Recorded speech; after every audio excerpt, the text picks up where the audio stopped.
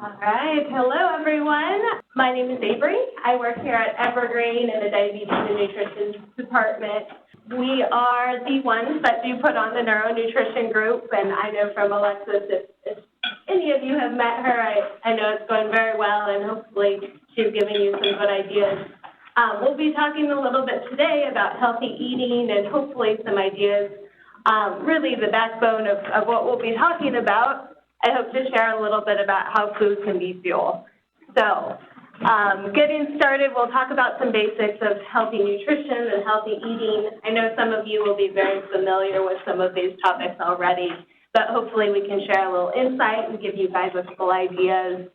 Also talk a little bit about how it can be important for managing MS symptoms and also potential barriers to healthy nutrition. Realize healthy nutrition is not easy. People go a lifetime trying to make changes, and that's what it takes. It's the accumulation of a lot of small changes. So we'll talk a little bit about that, how to achieve that. So to get started, goals today, yes, there are a lot of ideas, there are a lot of studies out there about healthy nutrition and what it can mean for MS. What we know right now is, unfortunately, we don't know exactly what it is.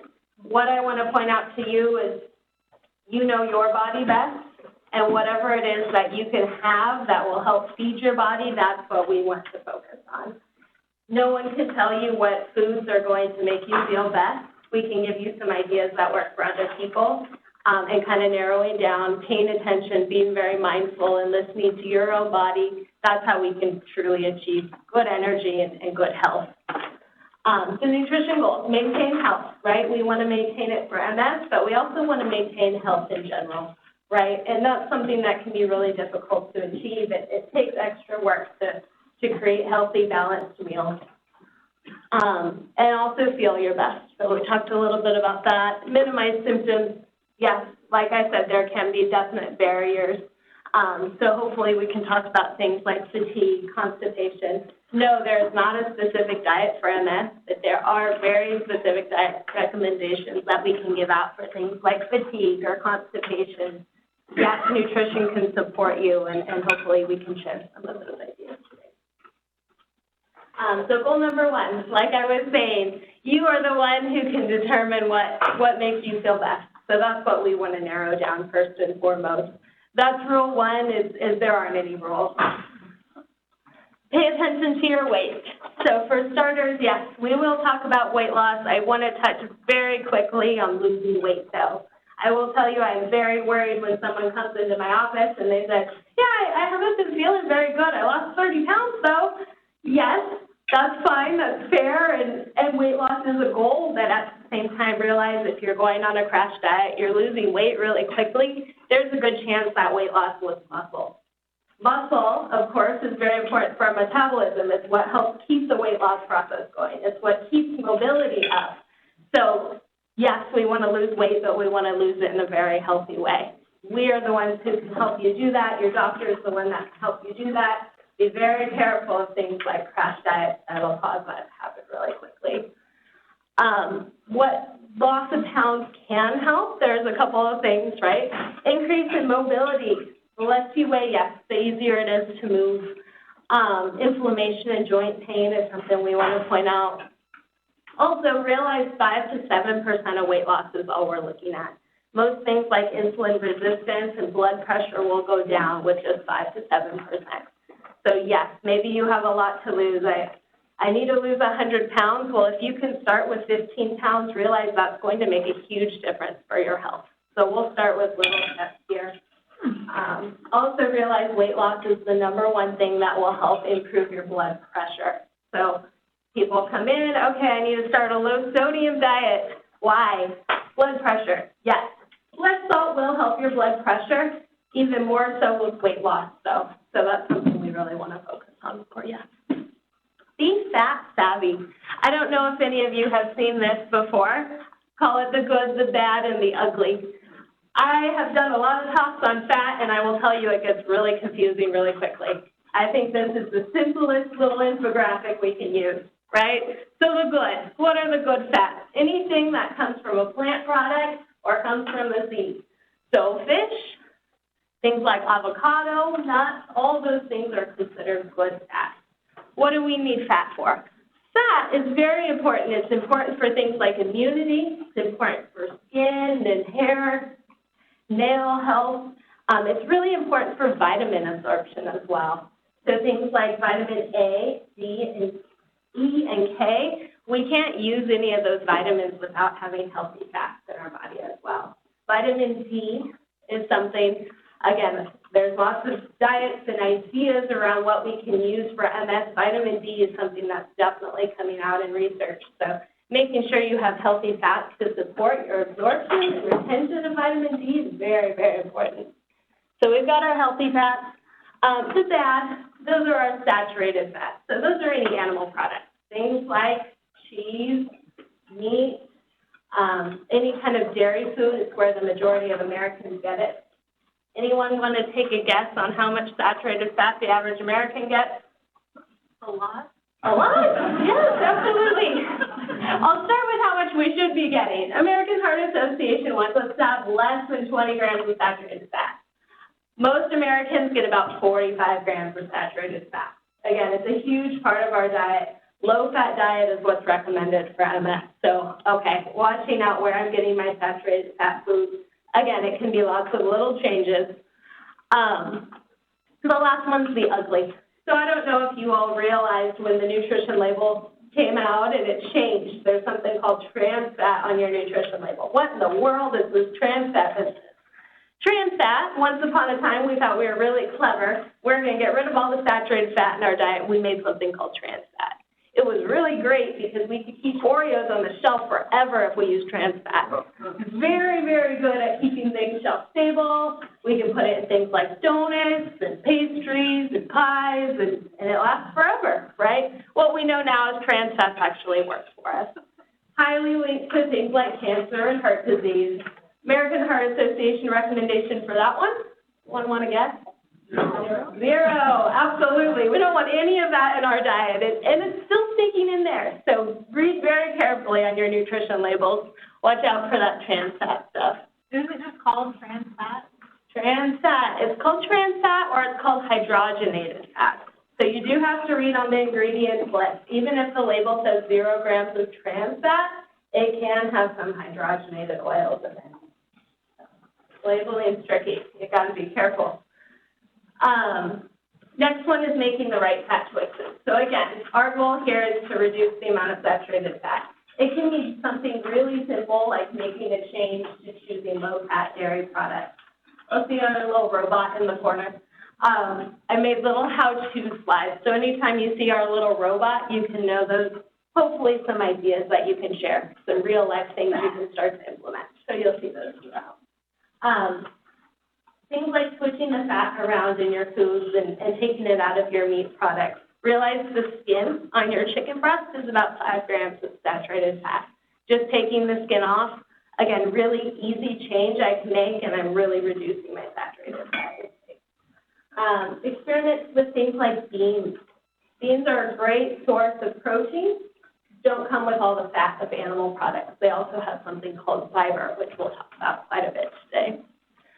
Substitute out packaged foods. Again, those packaged foods is where all of our trans fat is hiding. You can do easy, convenient snacks like nuts, work really great, and really easy to do instead of doing something that's packaged. Measure your fats and oils. I think this is always a really good experiment. I have people who have been coming to me for years. They've had diabetes for 30 years, and they know a thing or two, right? I say measure again. I know originally you had measured, or once upon a time you feel like you have a really good idea of how much you're eating. Measure how much fat you put in your pan next time you cook. See, am I really using a teaspoon, or do I just kind of slop it in there and, wow, I was using 2 tablespoons this whole time, just as easily could have cooked on a third as much.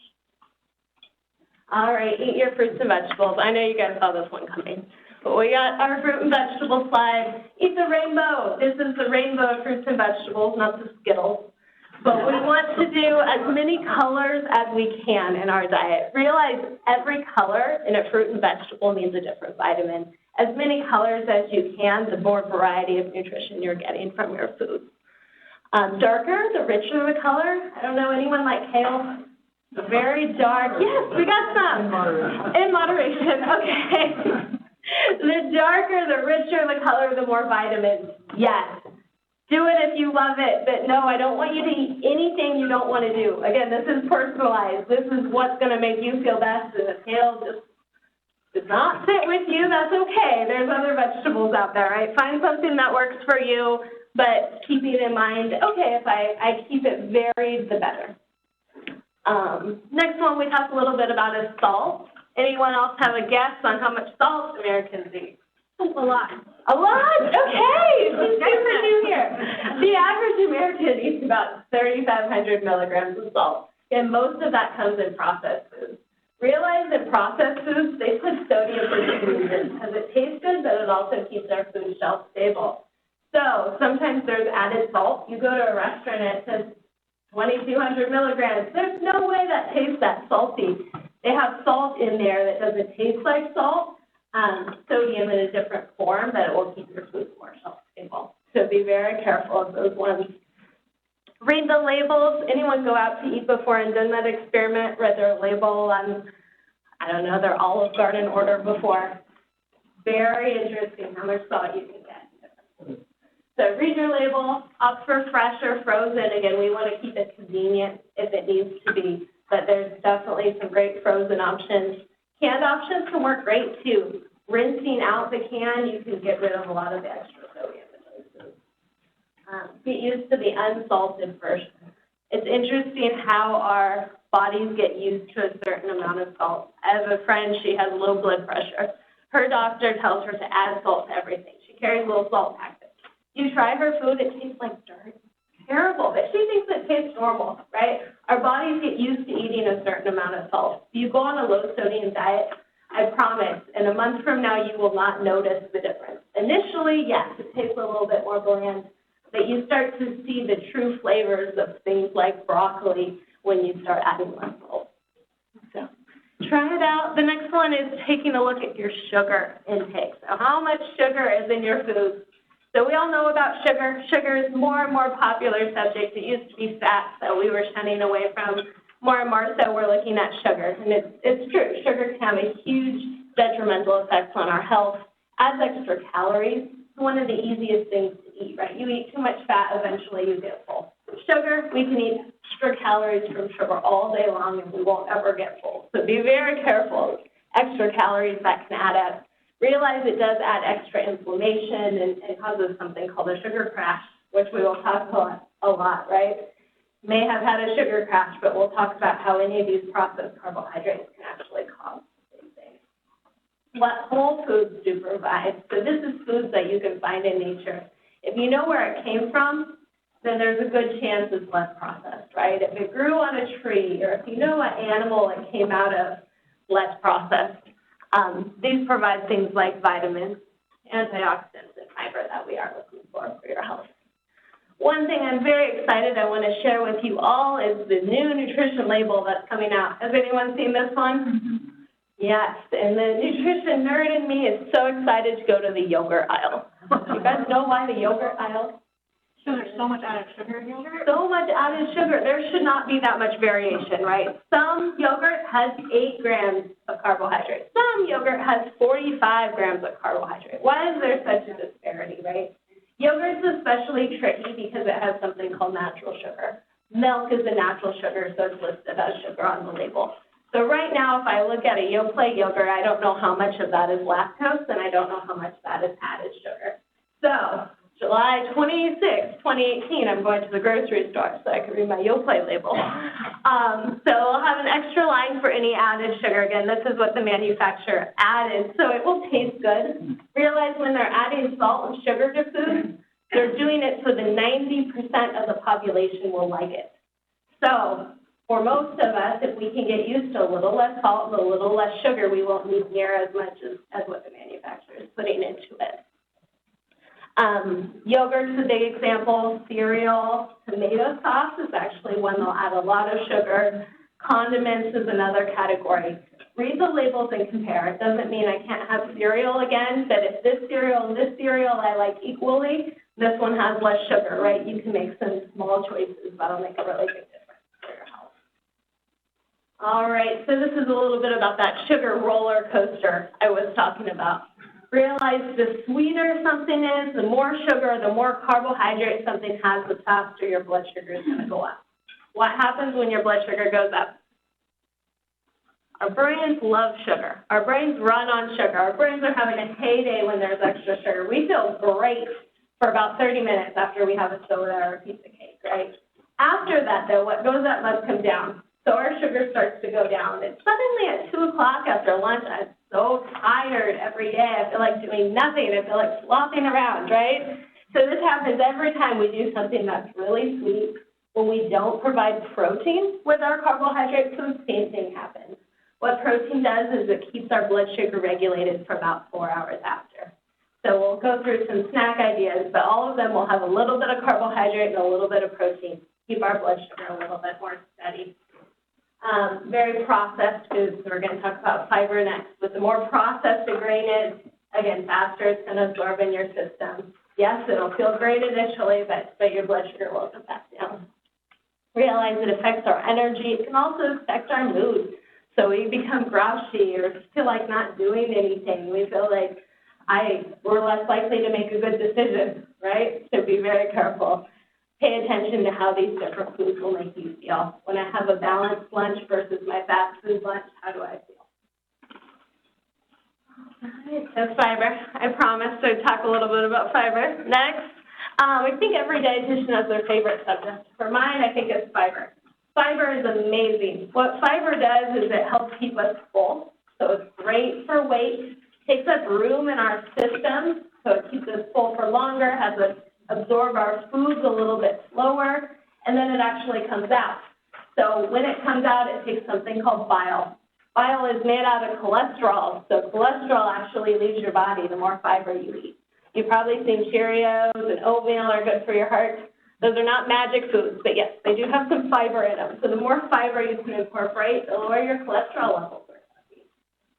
Improves digestive function, which we talked a little bit about, blood sugar swings, and ideas to get some more fiber in your diet. So again, reading your labels, trying some whole grain foods.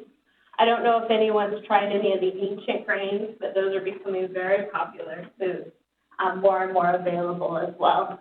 So try some whole grains. Again, what they did was purely out of convenience. White rice will sit on the shelf indefinitely. Brown rice can only keep it for about 6 months. So what we do is our food and what's being offered to us is based on convenience for the manufacturer. They realize, okay, if I can take another step and get the product with more fiber, I'm doing something really good for my health. Ready-to-use vegetables work great. Choose fruit as your dessert. Realize fruits and vegetables are going to be a good source of fiber as well, not just the fiber that's on the label. Use the plate planner. Has anyone seen this plate before? Yes. Okay. Does anyone remember the food pyramid? Yes. Okay. So food pyramid, I think, mixed us all up a little bit because if you remember the base of the food pyramid, what was it? Rice, then it was pasta, and it was bread, rice. Exactly. Lots of carbohydrate foods, lots of things that are doing that to our blood sugar. What I do when I go to Olive Garden and I have a big plate of pasta and some breadsticks in front of me, that's normal according to the food pyramid, right? So we've completely changed things around. I think for a lot of people, just starting with the plate method will get their nutrition in line for what they actually need.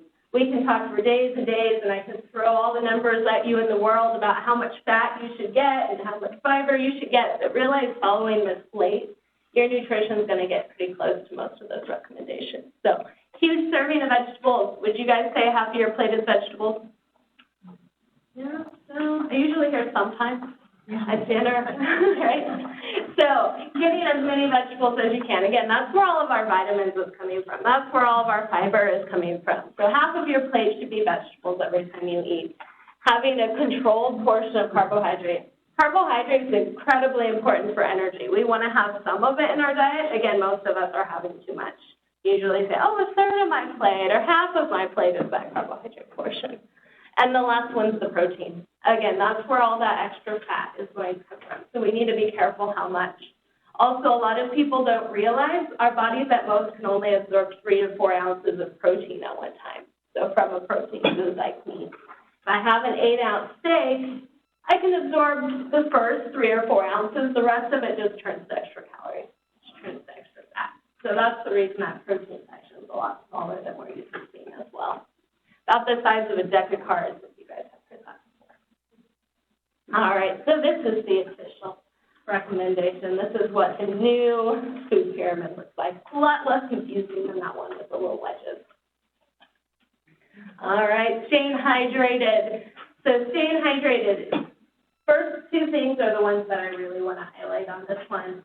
Realize that a lot of people will mistake hunger for thirst, right? A lot of times all our body needs is some water. Have a glass of water, wait 20 minutes and see if you still want what you originally wanted.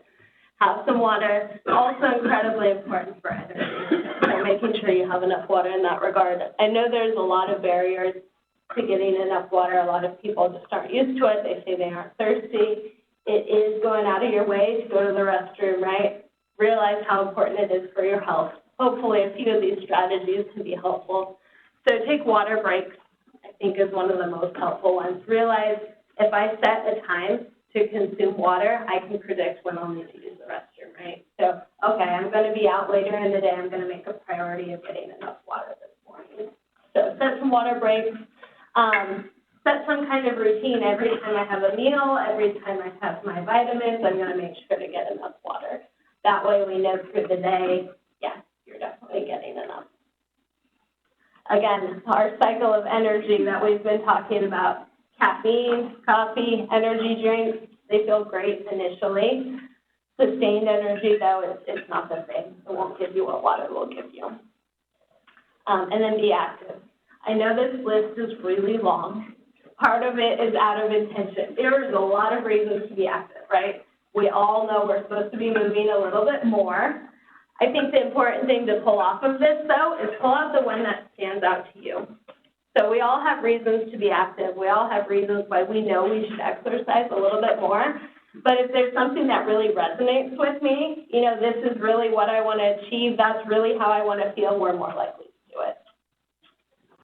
And then last one is focus on aspects you do have control of. So realize that there are certain things that you can change to improve your mood and improve your health. So focus on those. Nutrition is one that can affect how you feel every day. A couple other ideas to kind of set in motion here. Eating and emotions. I don't know if you guys have heard very much about mindfulness or mindful eating, but if you feel like you're an emotional eater, I would strongly encourage you to look into this topic a little bit more. The idea is we eat a lot of foods because it's there, or we feel like we have a craving or it'll make us feel better. A lot of times, though, that's not what it's going to achieve. So a couple of changes, so real life things, again, we can put into action. Changes in mobility. Realize food preparation takes time. Achieving that balanced meal can be hard. So sitting while preparing ingredients can be incredibly helpful. I recently moved and was switching around my kitchen. There are pages and pages online on how you should set up your kitchen. I had no idea this world was on Google, right? Oh, but it totally makes sense. Why was I carrying my dishes across the room every time I was cleaning out my dishwasher, right? So little changes you can make your own kitchen a little bit more efficient. Have the tools that you need ready to skip walking around the kitchen all day. So make it quick and easy. Again, that plate has a lot of sections to it. I have to make a vegetable and a starch and a protein every time I eat. I know very few people who will cook all 3 things. So make something ahead. I'm going to grill chicken for the entire week so that I don't have to worry about it later on, right? I'm going to make my vegetable easy. Yes, I can make these fancy roasted everything colorful, or I can steam vegetables and I can make sure I have a vegetable at the meal, right? So make it easy. You're more likely to do it if it's easy. Do little things like prep ahead. That's a little dish of the chopped up garlic, right? Yes, I can do fresh garlic, but that takes me an extra 10 minutes, and if that's going to be a barrier for me adding it into the vegetables and actually liking my vegetables, then it's not worth it. I'm just going to scoop it out. I'm going to make it easy. Cook so that you can have enough for the future. Here's a couple examples for you. So this is the idea of, again, I'm going to make one protein, and I'm going to make it last for a couple of meals. You don't have to cook every time you eat. Cooking ahead, I don't know if any of you have had these before, but these are called overnight oats. So what these are really great for is when I'm rushing in the morning or I don't feel like it when I first wake up, I have something healthy that's already made and I can take it out of the refrigerator. All you do is you mix oats, and you can mix milk or yogurt or almond milk and add some kind of fruit or add some kind of nut to it. Again, it's going to make it balanced, it's going to be healthy, and it's going to be really fast to do. All you have to do in the morning is take it out of the fridge. All right, so a couple ideas on here for frozen entrees. Again, there's different choices you can make. There's convenient choices you can make that are still balanced. So this one's just a couple ideas for you of somewhere to start. Those nights when I really don't feel like cooking, feel like I can make anything, here's some really good options that you can go to. Easy and balanced food. Snacks.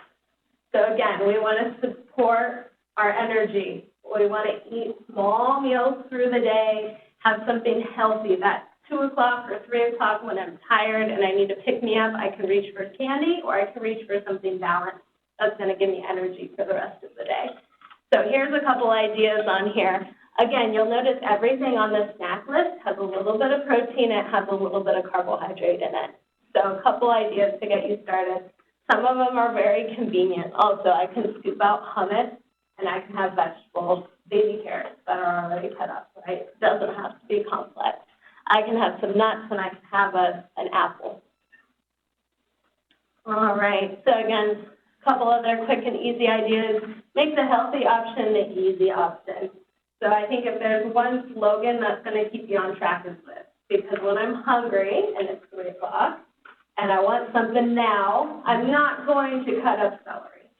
But if I have a vegetable tray all set out, then that's perfect. That's easy. That's just as easy as grabbing for the bag of chips. So we want to make the healthy option just as easy as the unhealthy option. So prepare ahead and have ideas and quick things like that on hand all the time. Do a little bit of planning. I know there's different levels of meal planning. There's the people, and I think they're amazing that plan out 30 days ahead of time. I know that's not most of us. But if I have a healthy option for later in the week and Wednesday I don't have a plan, I can go to whatever my backup is, right? Whatever I have stocked in my pantry that's quick and fast and balanced. Choose your most energy time of the day to prepare your food. So if you know at 4 o'clock you're not going to be ready to make a meal, maybe the morning is your most energized time. Prepare ahead, have everything cooked and planned and heat it up.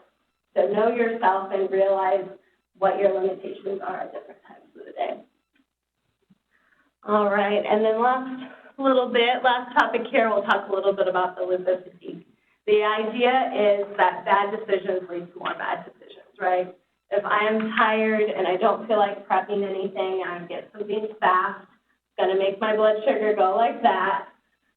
I'm going to feel great initially after I eat it, but a couple hours later when it's time to make dinner, okay, I'm more likely to make an unhealthy choice again. So realize how your decisions make you feel and set you up for the rest of the day. If I have overnight oats in the morning and I'm feeling really good about my breakfast, I have energy still. By the time I get to lunch, I'm more likely to make a healthy choice at lunch. So set yourself up well for the rest of the day. What kind of fuel are you putting in, right? Realize, okay, these healthy options are getting me ready. They're getting me ready to make some really good choices. They're getting me ready so that I can do what I want for the rest of the day. It's going to fuel you, yes, to make better food choices, but also fuel you to be able to achieve what you want or do what you want for that day. And then a couple last keys on fueling for energy and how we do that. So realize that we are made to be gatherers of food, right? We are not meant to sit down in the evening time at 7 o'clock and eat 1,500 calories. What does that do? That makes us want to go to sleep. That doesn't give us energy. Also, on that same day, I didn't have any food the rest of the day. I can't tell you how many people I run into. I had coffee for breakfast, I had a plain salad for lunch, and I had this giant dinner, right? And then they wonder why the next morning they're not hungry. Oh, it's because you just ate 1,500 calories 10 hours ago, right? Our bodies are best fueled when we're eating every couple of hours. We're going to burn our carbohydrates for the next 3 or 4 hours. Whatever we don't burn in the next 3 or 4 hours becomes fat. It becomes extra calories. So I want to eat whatever I'm going to burn for the next couple of hours. Eating small, consistent meals is what's going to give you energy, and it's what's going to support a healthy weight. So lots of small meals, choosing whole grains, choosing vegetables, fruits, right? Real foods, and watching those things we talked about, the fat and the salt and sugar. All right, so the last one, food is fuel. Very good. All right. Come on up.